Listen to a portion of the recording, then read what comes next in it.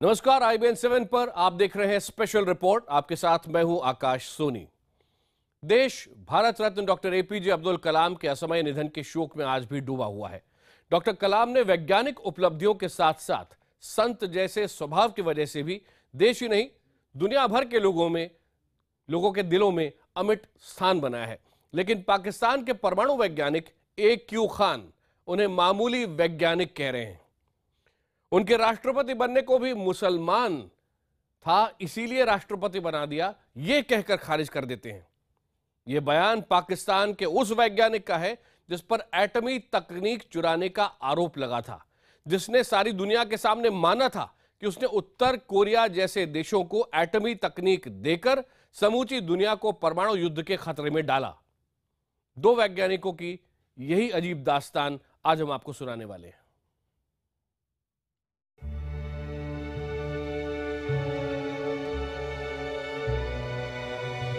APJ Abdul Kalam का अचानक जाना करोड़ों देशवासियों को सदमे में छोड़ गया है।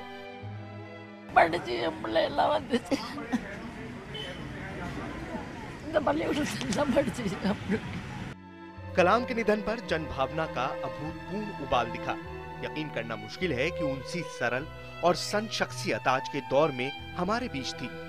राष्ट्रपति, प्रधानमंत्री, जानी पहचानी हस्तियों ने ही नहीं बल्कि दुनिया भर के बड़े बड़े नेताओं में कोई भी उन्हें श्रद्धांजलि देने में पीछे नहीं रहा। APJ कलाम थे, वो सारा विश्व जानता है। उसका उत्तर ये भी है कि बैरक ओबामा भी तो उनके सोग में डूबे हुए हैं। जब सारी दुनिया भारत रत्न डॉक्टर APJ अब्दुल कलाम को श्रद्धांजलि दे रही थी, उस महान शख्सियत को याद कर रही थी, उसी वक्त पाकिस्तान के परमाणु बम के जनक कहे जाने वाले AQ खान उन्हें मामूली वैज्ञानिक बता रहे थे। BBC की एक खबर के मुताबिक AQ खान ने कहा है कि उन्हें याद ही नहीं कि डॉक्टर कलाम ने कोई बड़ा काम किया हो। दुनिया से विदा ले चुके किसी शख्स के बारे में ऐसी निचले दर्जे की बात शायद AQ खान जैसे लोग ही कर सकते हैं। BBC की खबर के मुताबिक AQ खान ने कहा, कलाम साहब एक मामूली वैज्ञानिक थे। मुझे याद नहीं आता कि डॉक्टर कलाम ने कुछ बहुत ही बड़ा किया था। भारत का मिसाइल प्रोग्राम रूस की मदद से विकसित किया गया था। AQ खान साहब, एक ही क्षेत्र के लोग अक्सर दूसरे की सफलता देखकर पेशेवर जलन का शिकार हो ही जाते हैं। फिर पाकिस्तान तो हमेशा से भारत की तरक्की पर रश्क करता आया। सफल मिसाइल प्रोग्राम और परमाणु परीक्षण के बाद जब भारत में कलाम की जय जयकार हो रही थी, तब पाकिस्तान बहस में उलझा था कि उसके परमाणु बम का जनक कौन है।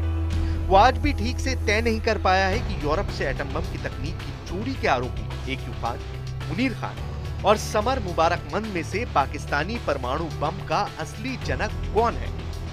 और AQ खान साहब ये भी जान लीजिए कि भारत में डॉक्टर कलाम की लोकप्रियता सफल वैज्ञानिक से कहीं ज्यादा संत, पथ प्रदर्शक और रोल मॉडल है। उन्हें वैज्ञानिक तकनीक की चोरी के आरोपी, एटम बम के अंडरवर्ल्ड ब्लैक मार्केट के सरगना से सर्टिफिकेट की जरूरत नहीं है। उन्होंने एक चोरी करके जो है दूसरी जगह से और दूसरे के देश से सपोर्ट लेके अपना खुद का न्यूक्लियर रिएक्टर, न्यूक्लियर पावर बनाया। तो मैं उनसे कहूंगा कि वो इन कंट्रोवर्सी से बच के चलें। AQ खान ने जो भी टेक्नोलॉजी अपने देश को कंट्रीब्यूट करी वो सब चोरी की थी।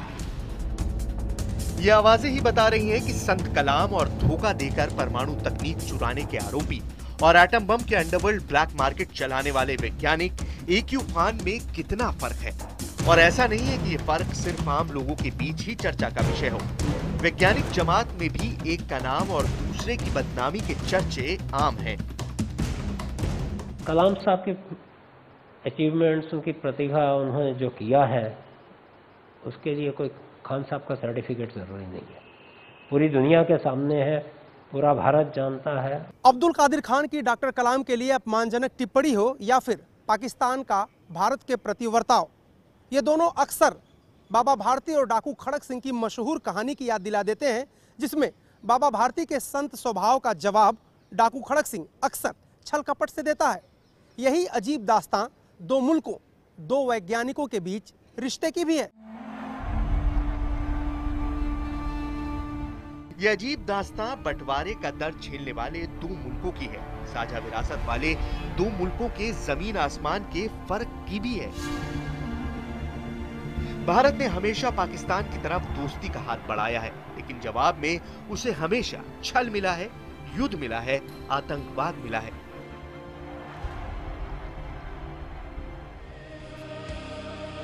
चोरी स्मगलिंग से जुटाई तकनीक से बम बनाने के बाद अब वो आए दिन इसे चलाने की धमकी भी देता है, जबकि खुद पाकिस्तान के अक्लमंद लोग भी कहते हैं कि इस नफरत ने ही पाकिस्तान का बेड़ा गर्क कर दिया है।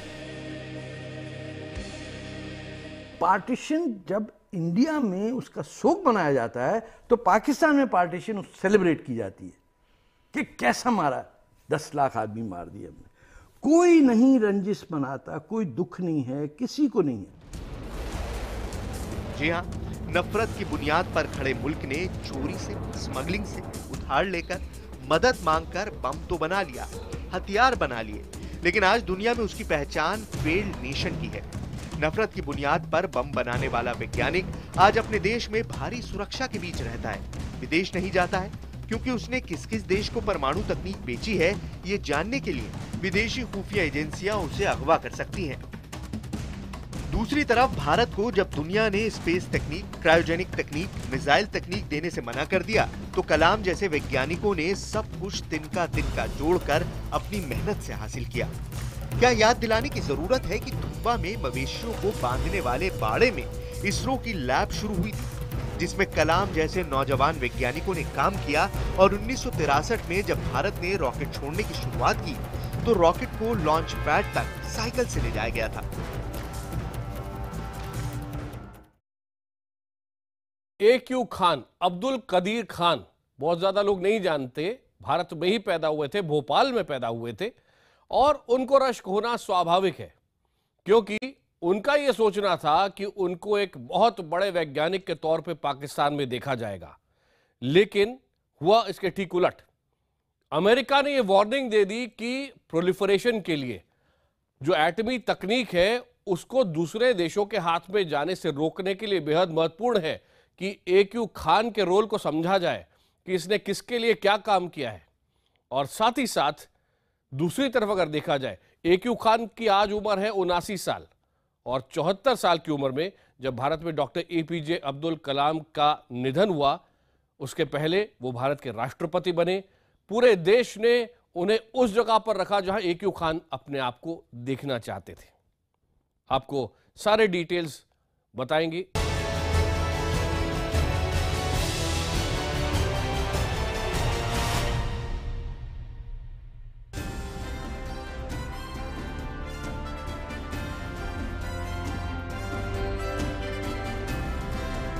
Doctor APJ. अब्दुल कलाम को भारतीय अंतरिक्ष विज्ञान के जनक विक्रम साराभाई ने भर्ती किया था।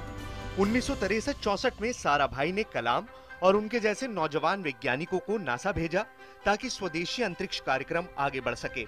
कलाम ने वर्जीनिया में हॉम्पटन के नासा सेंटर में स्पेस साइंस ही नहीं सीखा, बल्कि वैज्ञानिक दूरदृष्टि भी हासिल की, जो 25 साल आगे की स्थिति देखती है, उभरती प्रतिभाओं को निखारती है। भारत लौटने पर कलाम के वैज्ञानिक को प्रोफेसर सतीश धवन ने भी संवारा, जिसकी बदौलत कलाम भारत के मिसाइल मैन बन गए। ए.पी.जे. अब्दुल कलाम के वैज्ञानिक करियर के मुकाबले यदि ए.क्यू. खान का करियर देखें तो दोनों काफी जुदा नजर आते हैं। कलाम ने जहां काम करने के लिए अपने देश को चुना, वहीं ए.क्यू. खान ने जर्मनी और नीदरलैंड में पढ़ाई की और विदेश से अपने करियर की शुरुआत की। वहीं वतन लौटे तो भी ज्ञान की बजाय चोरी की परमाणु तकनीक लेकर। मेट्रोलॉजी यानी धातु विज्ञान में तालीम हासिल करने वाले ए.क्यू. खान ने अपना करियर 70 के दशक में गैस सेंट्रीफ्यूज से एनरिच यूरेनियम बनाने वाली नीदरलैंड की कंपनी एनरेको के साथ काम शुरू किया। इसी बीच 71 की जंग में पाकिस्तान की शर्मनाक हार हुई, जिससे वो बेचैन रहने लगा। यही वो दौर था जब पाकिस्तान के प्रधानमंत्री जुल्फिकार अली भुट्टो ने कहा था कि घास खाकर भी हम बम बनाएंगे। 20 जनवरी 1972 को जुल्फिकार अली भुट्टो ने परमाणु बम बनाने के लिए वैज्ञानिक मुनीर खान के नेतृत्व में खुफिया प्रोजेक्ट 706 शुरू किया। लेकिन 2 साल के बाद ही भारत ने परमाणु विस्फोट कर सबको चौंका दिया। स्माइलिंग बुद्धा के नाम से भारत ने शांतिपूर्ण परमाणु विस्फोट किया तो ए.क्यू. खान ने भुट्टो को लिखा कि वो सेंट्रीफ्यूज की तकनीक लेकर पाकिस्तान आ सकता है। भुट्टो से मुलाकात के बाद आखिरकार ए.क्यू. खान को 1975 में पाकिस्तान के परमाणु कार्यक्रम में जगह मिल गई। हमारी मिसाइल्स हैं तो लगभग 80-90% में इंडिजिनस कंटेंट है। हम किसी देश पर निर्भर नहीं रहे हैं, किसी देश से हमने ज़्यादा कोशिश नहीं ली, जबकि पाकिस्तान की टेक्नोलॉजी जो उभरी है वो अधिकतर खरीदी हुई टेक्नोलॉजी रही है।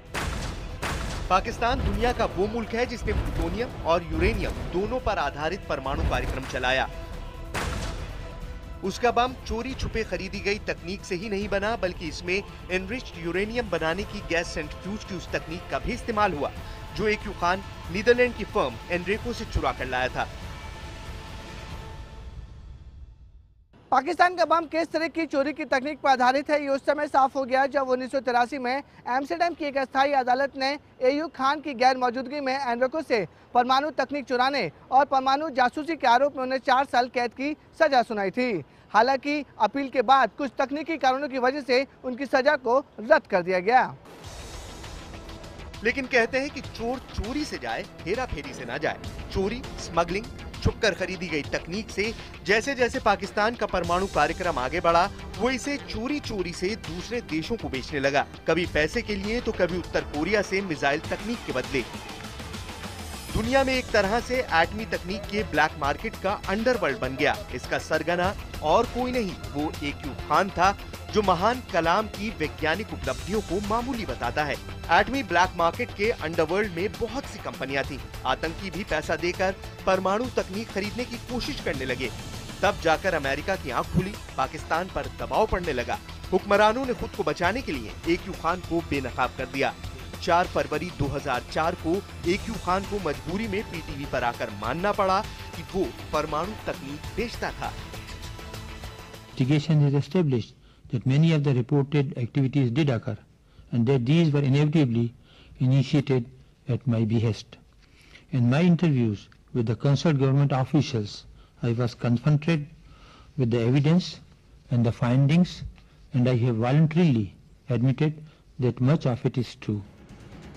ए.क्यू. खान के इकबाल जुर्म से साफ है कि वो वैज्ञानिक नहीं, उस शैतान की तरह है जिसने उत्तर कोरिया जैसे मुल्क को परमाणु तकनीक देकर आज पूरी दुनिया को ही विनाश के खतरे में डाल रखा है। दुनिया को एटमी खतरे में डालने वाला वही ए.क्यू. खान कहता है कि कलाम बहुत मामूली वैज्ञानिक थे, उन्होंने कोई बड़ा काम नहीं किया।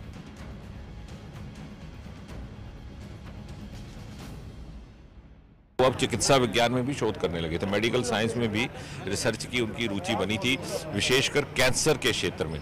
कार्सिनोजेंस अर्थात cancer causing agents, cancer related factors, क्योंकि रेडिएशन इत्यादि से उनका संबंध रहा, तो आप स्वयं अनुमान लगाइए, न्यूक्लियर साइंस से निकल करके स्पेस साइंस और स्पेस साइंस से मेडिकल साइंस की उनकी कितनी लंबी यात्रा थी।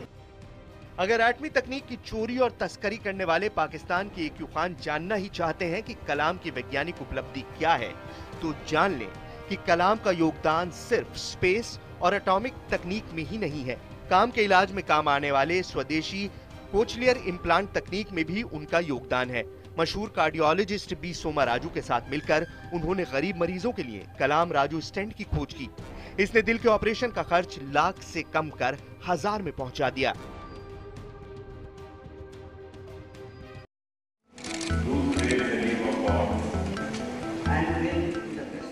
सफल वैज्ञानिक, रोल मॉडल और महान शख्सियत ए.पी.जे. अब्दुल कलाम बीजेपी की अगुवाई वाले एनडीए सरकार के कार्यकाल में भारत के राष्ट्रपति बनाए गए।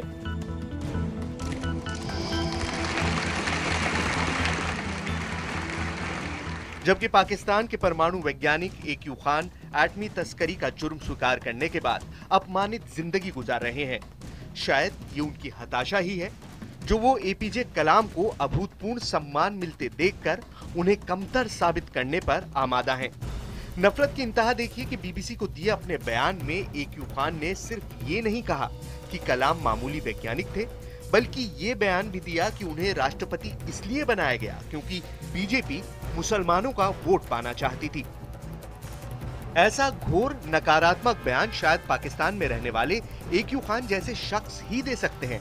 ऐसे मुल्क में ही ये बात सोची जा सकती है जो नफरत के अंधे कुएं में गिरकर तालिबानीकरण का शिकार हो गया। हद देखिए, जिस मुल्क ने अहमदी संप्रदाय से होने के कारण अपने पहले नोबेल विजेता वैज्ञानिक अब्दुल सलाम की कब्र से मुस्लिम शब्द तक निकाल दिया, उस मुल्क का बदनाम वैज्ञानिक कलाम की उपलब्धियों को मुसलमान कहकर खारिज करना चाहते हैं। AQ खान को क्या पता कि कलाम गीता पढ़ते थे, वीणा बजाते थे, तो सच्चे मुसलमान की तरह नमाज भी पढ़ते थे। लेकिन भारत ने उन्हें इसलिए सिर आंखों पर बिठाया क्योंकि वो महान शख्सियत थे।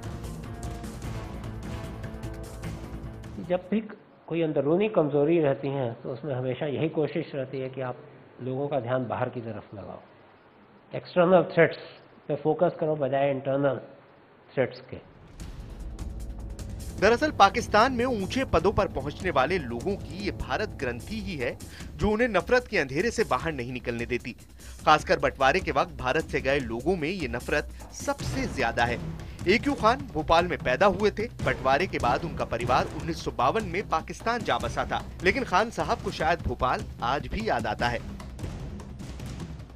भोपाल आज भी जन्नत है। भोपाल से खूबसूरत जगह नहीं है पूरे हिंदुस्तान में। भोपाल के लोगों से अच्छे लोग नहीं है कहीं। भारत AQ खान को ही नहीं बल्कि उन्हीं की तरह पाकिस्तान में निशाना बनने वाले परवेज मुशर्रफ को भी खूब याद आता है। साल 2008 में AQ खान ने एटमी तस्करी के नेटवर्क का असली सरगना मुशर्रफ को ही बताया था और उनके दबाव में अपना जुर्म कबूलने की बात कही थी। कमाल देखिए कि मुशर्रफ AQ खान के बनाए एटम बम को भारत पर फेंकने की धमकी देते रहते हैं, लेकिन करगिल का धोखा देने के बाद पुरानी दिल्ली की अपनी पुश्तैनी हवेली देखने का लालच मुशर्रफ भी नहीं छोड़ सके थे। अगर मुशर्रफ और AQ खान जैसी हस्तियां भारत से अपने अजीबोगरीब रिश्ते को सही दिशा में ले जा पाते तो अपने देश में वो दोनों भी शायद कलाम की ही तरह सम्मान पाते।